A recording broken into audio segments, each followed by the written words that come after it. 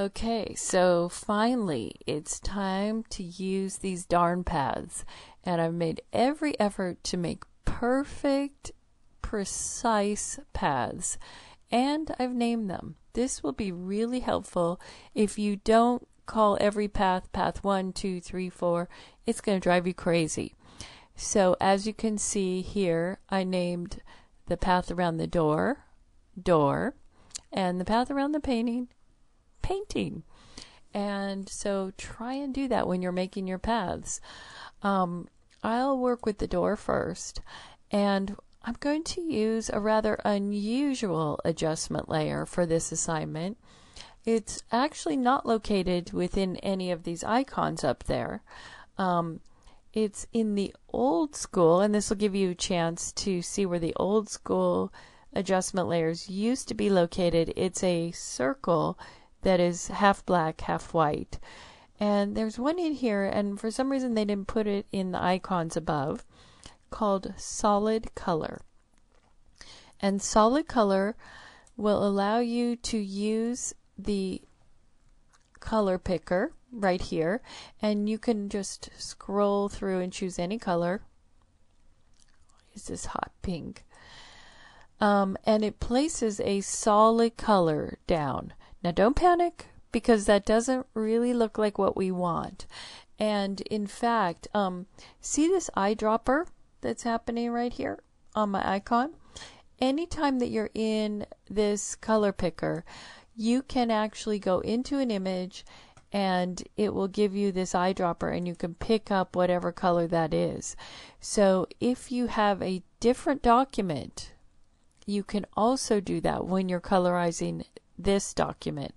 So a lot of you took pictures of your products, and now you can actually, once you're in this window, just go right over to the document and you'll get the eyedropper and pull out a color. In this case, I'm just picking it straight from the color wheel. Click OK. And now I have solid color. Next, I'm going to use what's called a blending mode.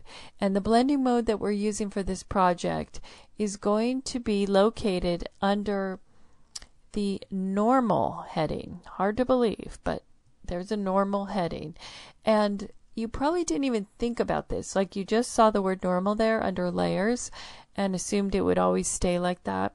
But there's quite a whole world located. Let me lift this up so you can see it better. Each one of these are called blending modes. Blending modes. And each one of these will have a different effect on one image over the other. So depending on which image you're on, so I'm basically on this image, and it's actually skipping my hue and saturation and affecting the imagery in my background. And I'm going to use the blending mode multiply, and you can experiment with these. These all have different effects depending on the nature of the image above. It will affect the layer below.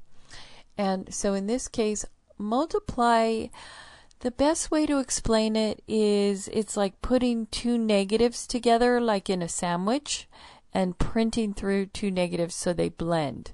In this case, I have a solid magenta layer, and then I have the background layer of the Magritte painting. So when I change my blending mode to multiply, you'll see that it basically blends the color with the image below. And this is the effect that we're going for in this project. You can also use the opacity of your layer. So in other words, if that's too intense, I can turn it down quite a bit. But don't use your opacity to do the blending.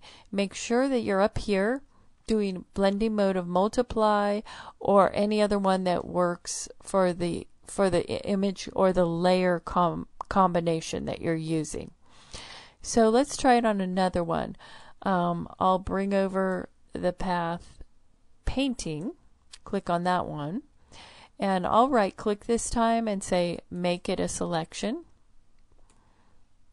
And in this case, I don't want any feathering or anything like that. I just want those marching ants. And now I'm going to go to solid color pick, let me pick a green. Click OK. So now I have solid green. And by the way, you don't have to clip any of these layers because, and this is a big difference, is we filled the color into a selection that was already had marching ants. So basically there's no crossover of these selections. If there was no selection whatsoever, it would turn the entire image green, and then I'd have a problem. But in this case, you can see that I have a black mask affecting my green. And I'm going to go to multiply, and there you have it. So now I've done solid color, blending mode of multiply on both the painting and the door. And this is exactly how you're going to be working on your image to colorize it for this project. There again are a lot of different ways to colorize an image, but we're doing this as kind of a precursor to using a lot of adjustment layers in the final assignment. So learn your adjustment layers because we're going to be using them a lot.